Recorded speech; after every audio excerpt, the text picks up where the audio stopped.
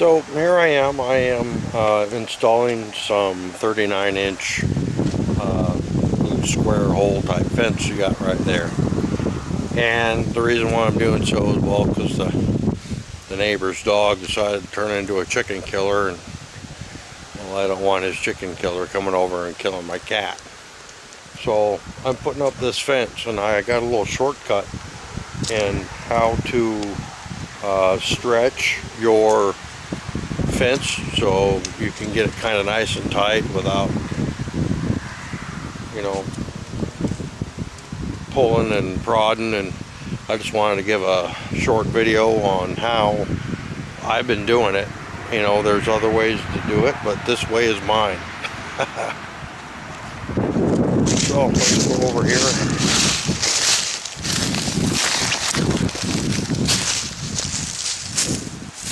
I've got a little piece of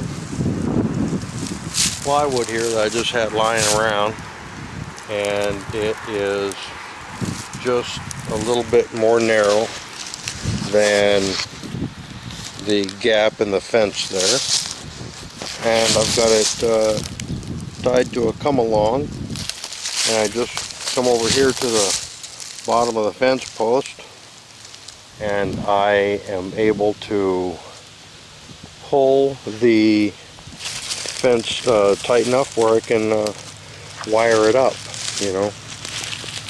So I just wanted to show my way of how I get her done here.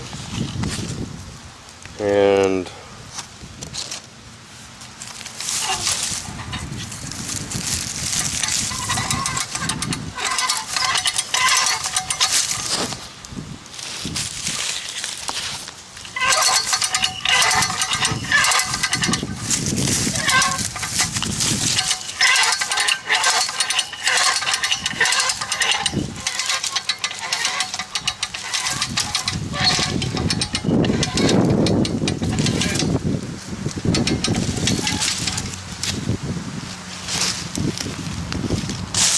as you can see, it kind of wants to twist, and it's nice and tight. It's been pulled pretty good. So now I just go up here and kind of make sure it's not snagged on anything, because sometimes it can get snagged on one of these little pieces of barbed wire here. You know, when it gets stretched, one of these little pieces of barbed wire will get up there in the corner. So, and this is where I got it tied to last. So, I've got it pretty taut. Now I can just go ahead and wire it up. And then I continue on down the way there. And there you go.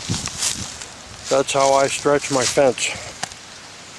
In case anybody wondered how to stretch this stuff, that works pretty well, and it's easy. And if you don't have a come along, you can take a string and wrap a string around it, and you can do either a trucker hitch that'll pull it, or you can tie a loop around it and twist it with a stick, and it'll compress and it'll pull it taut, so enough so you can tie it off to your fence post. There you go, the Desert Artist. I'm out of here.